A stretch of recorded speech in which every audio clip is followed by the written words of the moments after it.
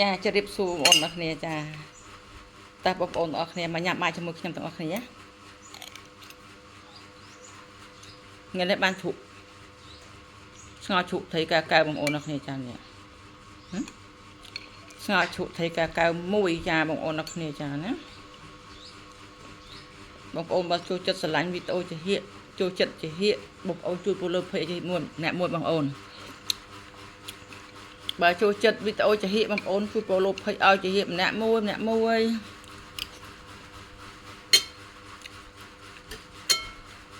ចូលមកដំបូងគឺ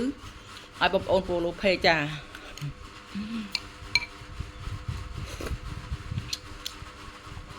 បងប្អូនអើយ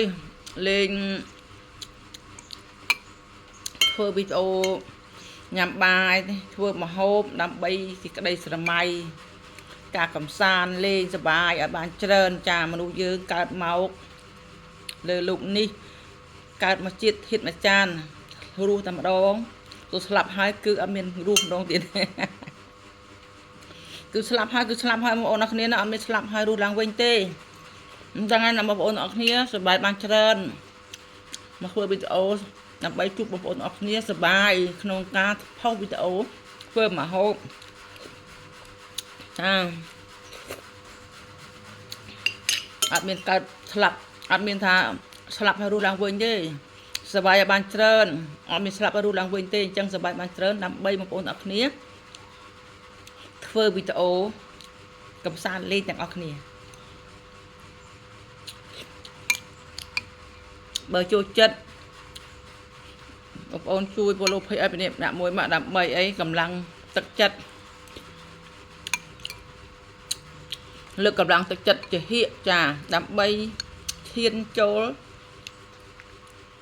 ធ្វើវីដេអូថ្ងៃថ្មីចា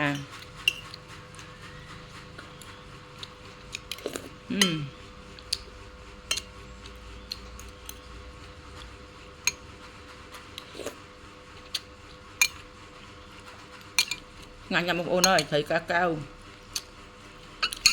ហ្នឹងណាច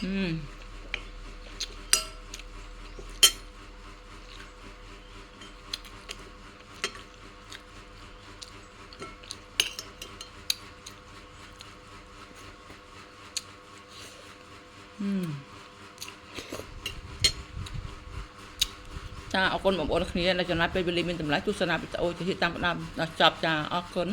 សង្ឃឹមតែខ្ញុំនឹងជួបបងប្អូននៅវីដេអូក្រោយៗចាអរគុណជម្រាបលា